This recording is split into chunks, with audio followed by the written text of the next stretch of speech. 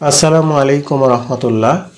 সুপ্রিয় শিক্ষার্থী বন্ধুরা, এশার গণিত শিক্ষালয়ে তোমাদের স্বাগত। কেমন আছো তোমরা? ভালো নিশ্চয়ই। আলহামদুলিল্লাহ, আমিও ভালো আছি। আজ আমি তোমাদের তৃতীয় শ্রেণীর গণিত বিষয়ের তোমাদের মূল বইয়ের 37 পৃষ্ঠার অঙ্কগুলো সমাধান করে দেখানোর চেষ্টা করব ইনশাআল্লাহ। এর পূর্বের ভিডিওতে আমি 37 পৃষ্ঠার উপরের দিকে দেখো 1 নং বিয়োগ করি এই অংশের 1 থেকে 6 পর্যন্ত সমাধান করে দেখিয়েছিলাম। আশা করি তোমরা সেই ভিডিওগুলো দেখেছো এবং অঙ্কগুলো বুঝতে পেরেছো। আর যারা নতুন তারা আমার চ্যানেল থেকে পূর্বের ভিডিওগুলো দেখে আসতে পারো, তাহলে তোমাদের জন্য বুঝতে সুবিধা হবে। তো এখানে দেখো 7 নম্বরে আছে 590। আমরা এর পূর্বে পাশাপাশি লিখে করেছিলাম, এগুলো উপরে নিচে আছে। তো 7 নম্বরে আছে 590, নিচে আছে 84। এটাকে যদি আমরা বিয়োগ করি তাহলে 0 মানে কি? 4-এর চাইতে 0 ছোট, তখন আমরা এখান থেকে 1 নিয়ে এটাকে 10 ধরবো। 10 থেকে যদি আমরা 4 বিয়োগ করি তাহলে পাবো 6। এখানে হয়ে গেল কত? 8। তাহলে 8 থেকে 8 বিয়োগ করলে 0, আর এখানে 5 ছিল, 5 থেকে যাবে। এটাই 7 নং অঙ্কের উত্তর। 8 নম্বরে দেখো এখানে আছে 453, নিচে আছে 76। তাহলে আবারও দেখো নিচে বড় উপরে ছোট, তাহলে এখানে 1 নিয়ে আমরা এখান থেকে 1 সরিয়ে নিয়ে 13 ধরবো। 13 থেকে 6 বিয়োগ করলে 7। এখানে এসে হয়ে গেল কত? 4। আবার এখানে বড় সংখ্যা আছে, সুতরাং এখান থেকে আমরা 14 ধরবো। এটাকে 14 থেকে যদি আমরা 7 বিয়োগ করি তাহলে হবে 7। এখানে যেহেতু 1 আমরা সরিয়ে নিয়েছিলাম, তাহলে এখানে কত আছে? এখানে 3, তাহলে এখানে হবে 3। এটাই আমাদের 8 নং অঙ্কের উত্তর। এরপরে দেখো 9 নাম্বার। 9 নাম্বারে আছে 540, 540, নিচে আছে 280। যদি আমরা বিয়োগ করি, বিয়োগ করলে দেখো এখানে 0 থেকে 0 বিয়োগ করলে 0। এখানে 4 আছে, এখানে 8 আছে, তাহলে এখান থেকে আমাদের সরিয়ে নিতে হবে।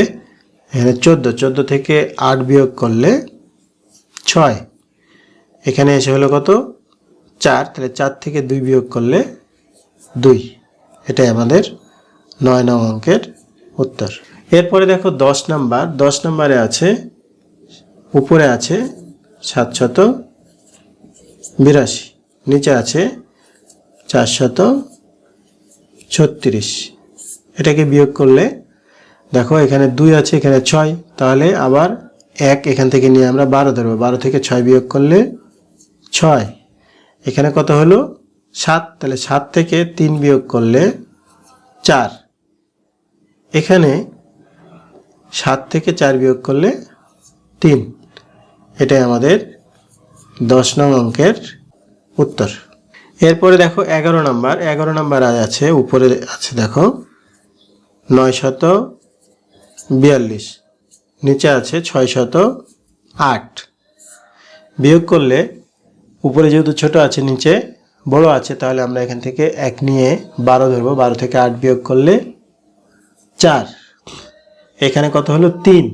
তাহলে 3 থেকে 0 বিয়োগ করলে 3ই থাকলো। আর এখানে 9 থেকে 6 বিয়োগ করলে 3। এটাই আমাদের 11 নং অঙ্কের উত্তর। এরপরে দেখো 12 নাম্বার। 12 নম্বরে আছে উপরে 341, নিচে আছে 196। বিয়োগ করলে দেখো এখানে যদি আমরা 11 ধরি, তাহলে 11 থেকে 6 বিয়োগ করলে আমরা পাবো 5। এখানে এসে হলো 3। তাহলে আবার কিন্তু এটা বড় সংখ্যা, এটা ছোট সংখ্যা, তাহলে আবার এখান থেকে আমাদের 1 নিতে হবে। 1 নিলে আমাদের কত হবে? 14। 14 থেকে 9 বিয়োগ করলে, এখানে যেহেতু আমরা 1 সরিয়ে নিয়েছিলাম, সুতরাং এখানে আমাদের হয়ে গেছে 3। তাহলে আমরা আবার এখান থেকে 1 নিয়ে এটাকে 13 ধরবো। 13 থেকে 9 বিয়োগ করলে 4। এখান থেকে 1 সরিয়ে নিয়েছি, তাহলে এখানে হয়ে গেল 2। 2 থেকে 1 বিয়োগ করলে 1। এইটাই উত্তর। তো শিক্ষার্থী বন্ধুরা, তোমরা ভিডিওটি পুনরায় দেখবে এবং অঙ্কগুলো অনুশীলন করবে। আশা করি তোমরা বুঝতে পারবে।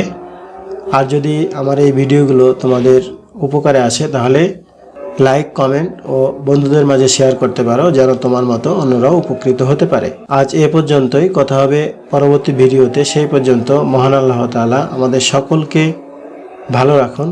আল্লাহ হাফেজ। আসসালামু আলাইকুম ওয়া রাহমাতুল্লাহ।